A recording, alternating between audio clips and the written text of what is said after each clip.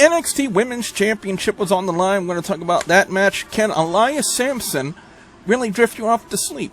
And another total diva has made her appearance on WWE NXT. Just who am I talking about? What am I talking about? Well, we're going to talk about NXT right here on WGS-TV. Hey YouTube, are you ready for your hot tag? Because if you are, it's definitely time to work. This is Michael Lewis, former New Orleans Saints playing kick returner. You're watching WGS-TV.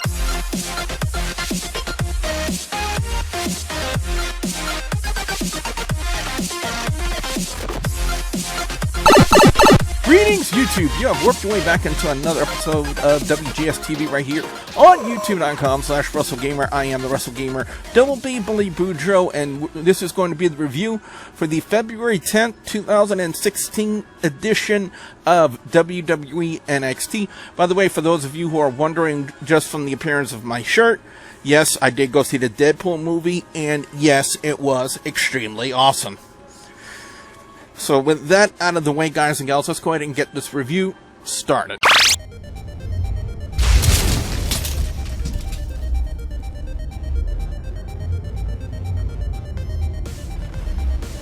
We had Baron Corbin and Johnny Gargano in the opening match. This was pretty much cut and dry, but what's starting to make me really cringe nowadays when I'm watching NXT is Tom Phillips on commentary.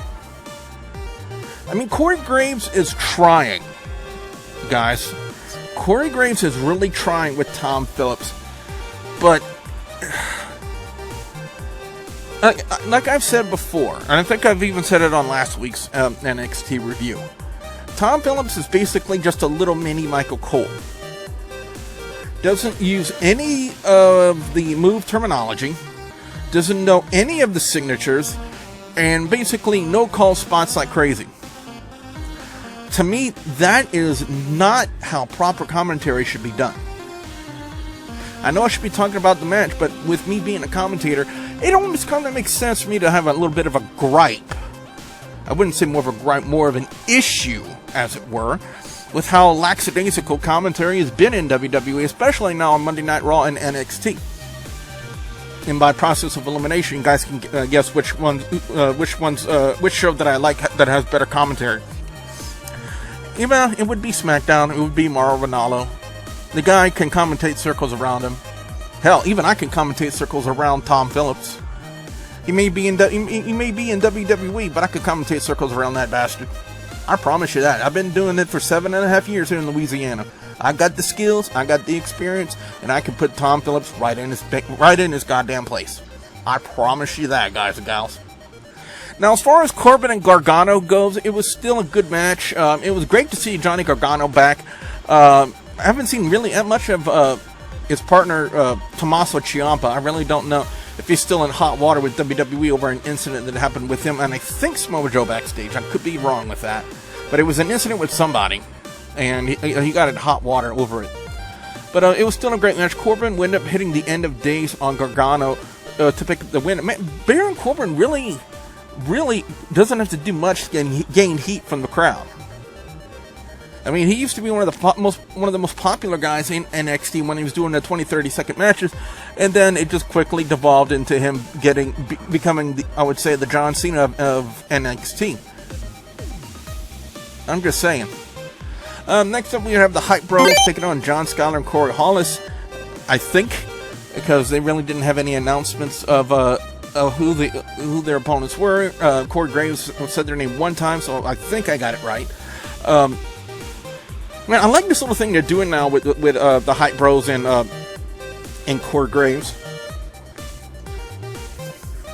because basically now anytime you see the Hype Brothers, Corey Graves has an incredible issue with them, and again, with this, what makes Corey Graves such a good heel commentator. He really knows how to put that heat on it. On anything, and I'm telling you, I really like this little thing they're trying to develop with him and the Hype Bros. Even though maybe just commentator wrestler type of thing, I think it's still a good thing, because then the commentary adds more to the match, and you can kind of understand why now that I'm so critical about commentary in WWE. When commentary is bad, it can really take away from a match. It really takes away from the match, the economy, the formula, what makes watching a wrestling match on TV or the internet really, really good. It's the commentary. If the commentary is good, then I could see at least it could help sell the match. But if the commentary is terrible, like it's been with Tom Phillips and Michael Cole, then it really kind of destroys the match in my sense. Your commentary has to be able to put over and sustain the match. Because there's two ways to sustain a match: physically in the ring and on commentary. And lately on Raw and NXT, it's been missing that part. It's been missing the good commentary part to really sustain good matches. Can no-call spots like crazy. It's to me, that's just that should be the number one rule in a commentary handbook. Don't no-call spots in the ring. You have to be always constantly talking. You're a commentator, you're supposed to be talking. You're not supposed to sit there and see 1 move, 2 move, 3 moves, 4 moves, and then like, oh, I knocked. Oh, no, you're supposed to know the move terminology, you're supposed to know the signature moves, and you're supposed to know the move set. Not saying, oh, he got knocked down, or no, what a hand, or oh, he got really kicked in the face. You're supposed to know the damn move terminology. Now, as we move on to the next match, which was Alexa Bliss taking on Cameron. Cameron, who has returned to WWE and NXT. Apparently, she's been doing a lot of stuff on Total Divas, and I really don't know, because I really don't watch Total Divas, and nobody in the commentary section better say, well, why don't you watch Total Divas? It's a good show. I don't think it's a good show. And I put reality show up in quotation marks. Now, as far as when it pertains to eye candy, I really don't have any issues with looking at Alexa Bliss or Cameron. I mean, they're both equally hot in my personal opinion. But by the way, what's with the Freddy Krueger gear with Alexa Bliss and Blake and Murphy as of late? If they really want to kind of adopt their Freddy Krueger gimmick, have them come out with a claw hand. To me, it would be kind of redundant, kind of silly, but hey, as of late, they've been coming out in the Freddy Krueger sweaters. Am I the only one that's noticed that? Anyway, Bliss would end up hitting the Sparkle Splash on Cameron to pick up the win, and I noticed the NXT crowd was heavily favoring Alexa Bliss over Cameron. Cameron has shown some signs of improvement. It's kind of like a bicycle. The more experience you have, the better you get at it. And Cameron's starting to show me a little something. But then again, that's just my personal opinion about it. Next up, we would have the Driftor, Elias Samson, taking on Jesse Sorenson. If you guys remember Jesse Sorenson, he was a guy in TNA who broke his neck doing a shooting star press to the outside. I believe, I want to say Consequences Creed or the Pope. It was either one of those guys, but I could be wrong. And Dixie Carter was going to really foot the whole bill, and then instead of doing that, she goes back on her word, fires Jesse Sorenson. So it was good to see not only him up, active, and healthy, but actually now finding work in WWE. Now, whether or not they could really put him over, I don't know. Maybe he could be the next Evan Bourne. You never know. Who knows? Matt Sydal probably still needs work somewhere. Now, when it pertains to the Drifter Elias Samson and what they're trying to do with this gimmick, it's really puzzling me.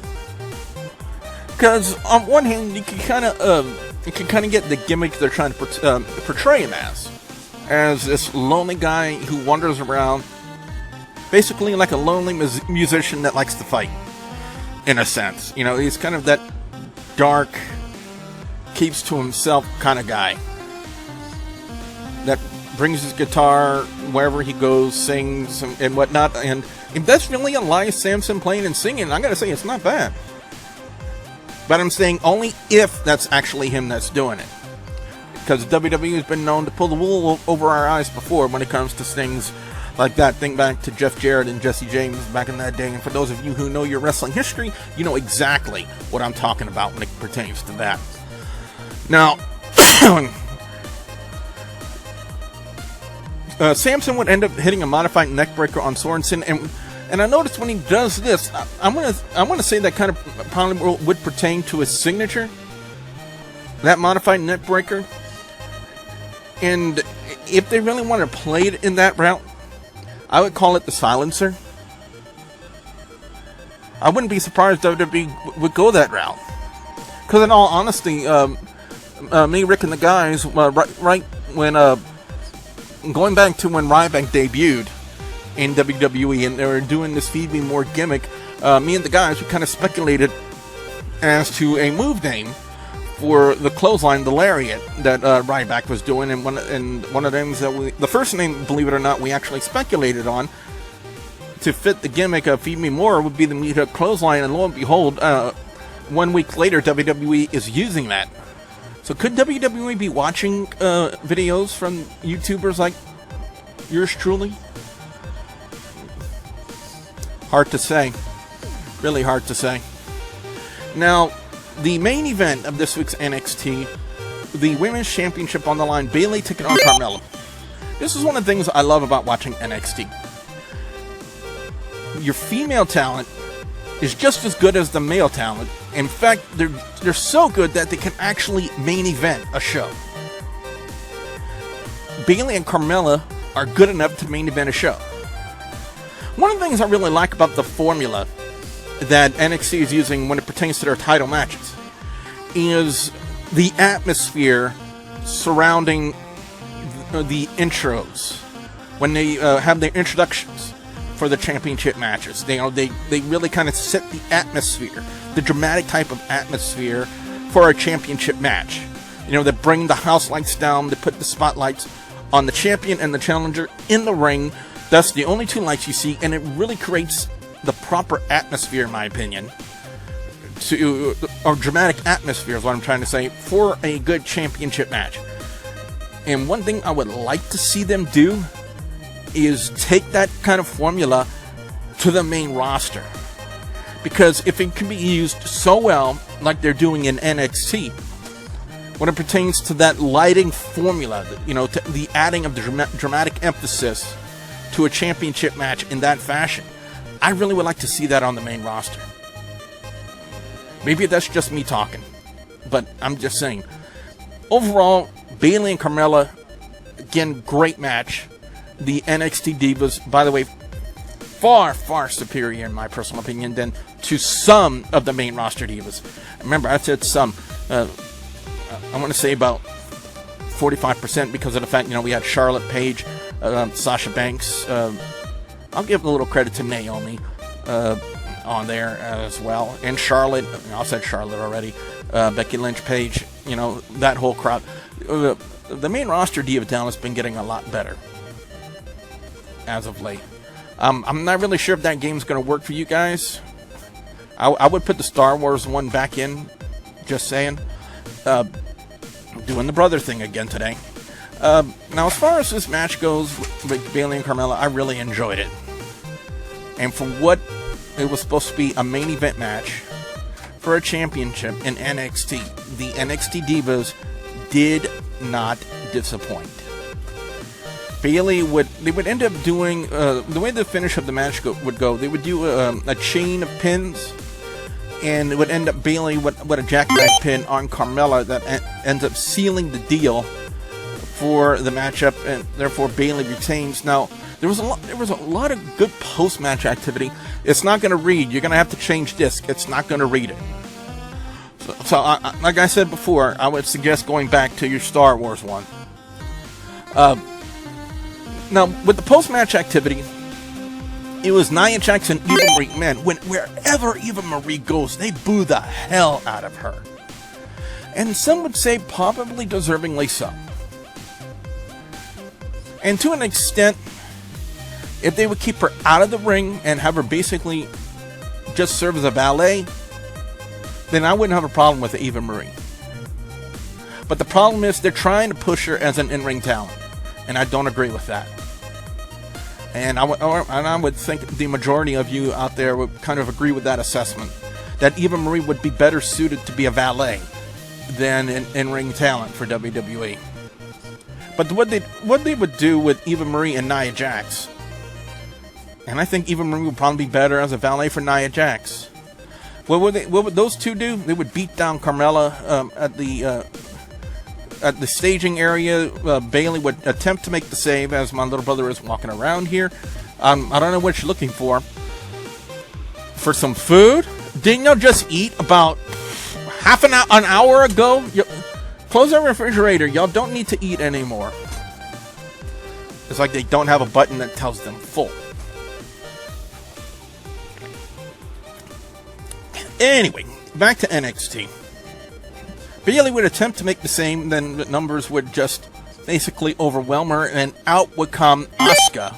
Is that Marvel? Yeah, that's Marvel that's working. So y'all found your disc, the one that's working. We're gonna have to find some way to keep your disc organized, so that way y'all don't smudge them either. It's a little problem that they have. Anyway, Bayley would attempt to make the save. They would end up getting the better of her, and then Nia Jax and Carmella would drag Nia Jax and Eva Marie would end up dragging Carmella back to the ring. They would start beating her down some more, and then out would come Asuka for that stare down between her and Nia Jax. You gotta say, dominant NXT Diva versus dominant NXT Diva. I am slowly waiting for that. Then Bayley would show up in the ring holding the championship belt as Nia Jax and Eva Marie were backing off. And then Asuka would turn her attention to Bayley and end up kind of doing like a little shrug thing of the title. And that's pretty much how they would end NXT this week. Now, the way they would kind of end that show, in all honesty, I would not be surprised to see a tag match featuring Nia Jax and Eva Marie, as bad as that sounds, taking on Asuka and either Bayley or Carmella. And by the way, I gotta say, first chance I get, I'm gonna order that Asuka t-shirt. That's how much of a fan I am. That's how much I like Asuka. You know, not only does she have the in-ring ability, but she is a 10. Yep. Overall score on this week's NXT is going to be a 4 out of 5. Best match of the night, I'm going to give it to Bayley and Carmella. Worst match, I'm going to give it to the Hype Brothers with taking on John Scott and Corey Hawlis. Because basically, it was just blah to blah. From start to finish, it was blah to blah. That's all I can say. And, you know, when Skylar and Hawlis were just basically there to be enhancement talent. That's all they were. Anyway, guys, gals, what I want to know from you guys out there, the viewers and subscribers, your thoughts on NXT this week. What are your overall scores? What are your picks for best and worst match or segment of NXT this week? I definitely want to know what you guys out there have to say. Be sure you put your comments in the comments section below. Don't forget to like, favorite, and subscribe. Don't forget WGS-TV is on social media, on Facebook, Twitter, and Instagram. You guys can ask me questions. Links will be provided in the description box below. Wow, I need a drink for this. And be sure you guys check out my playthrough of Frambo. You know, by the way, I am rapidly coming to the end of Frambo, so be sure you guys check out that video and some of my other videos in the annotations at the end of this video. So, that being said, I am your friendly neighborhood wrestling gamer, Deep Only Blue Show, and I will see you at the next Warp Zone. Bye, guys!